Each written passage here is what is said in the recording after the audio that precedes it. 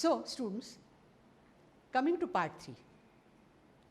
After considering the special features of enzyme catalyzed reaction, we shall study the role of enzymes in the process of digestion, and we shall also consider some application of enzymes as the diagnostic aids and briefly review the enzyme related metabolic disorders and application of enzymes. Coming to digestive enzymes, they are a group of enzymes that break down polymeric macromolecules present in the food into smaller building blocks in order to facilitate their absorption in the body.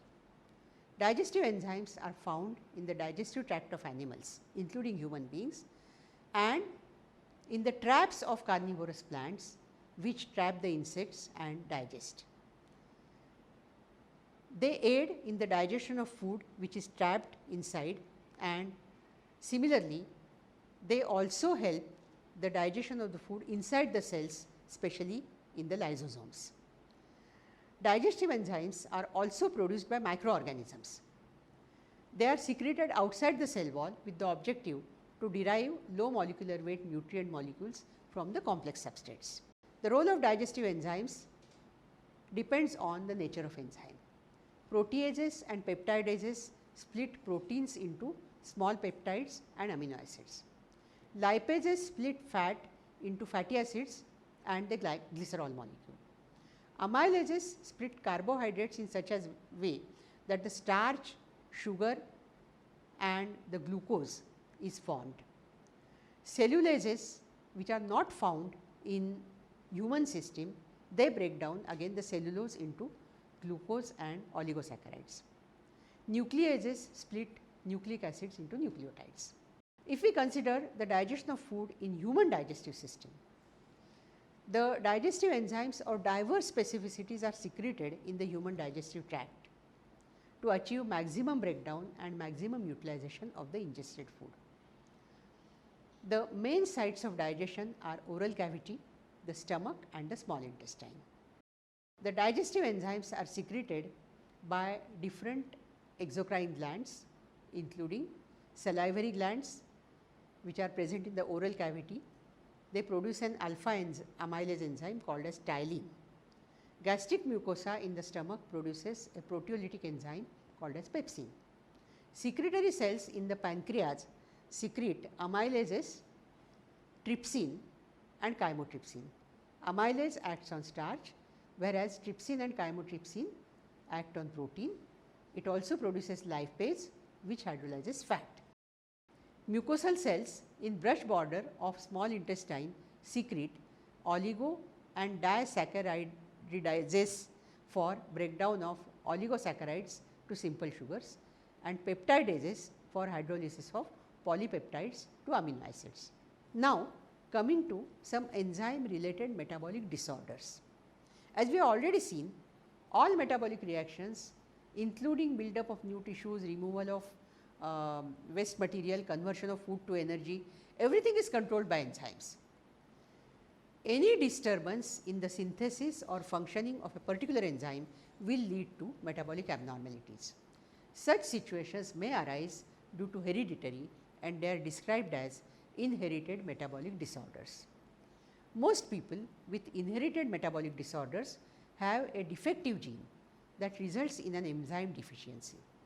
In most inherited metabolic disorders, a single enzyme is either not produced by the body, or it is produced in a form that does not work. The missing enzyme is like an absentee worker on the assembly line.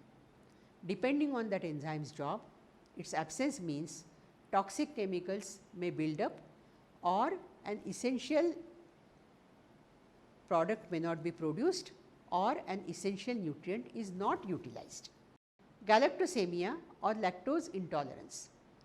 This is because of the impaired breakdown of sugar lactose by lactase, and it leads to jaundice, vomiting and liver enlargement after breastfeeding or the formula feeding by newborn. Next disorder is maple syrup urine disease.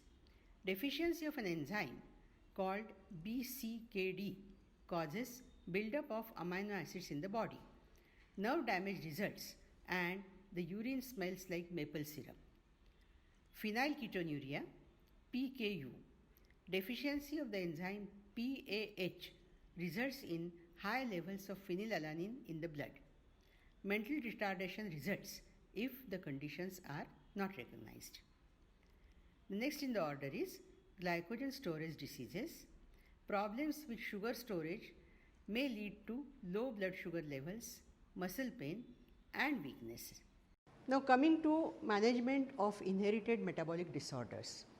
The essential genetic defect causing the condition cannot be corrected, but the management follows few general principles. Number 1, reduce or eliminate the intake of any food that cannot be metabolized properly. For example, lactose free milk or vegetable milk for lactose intolerance.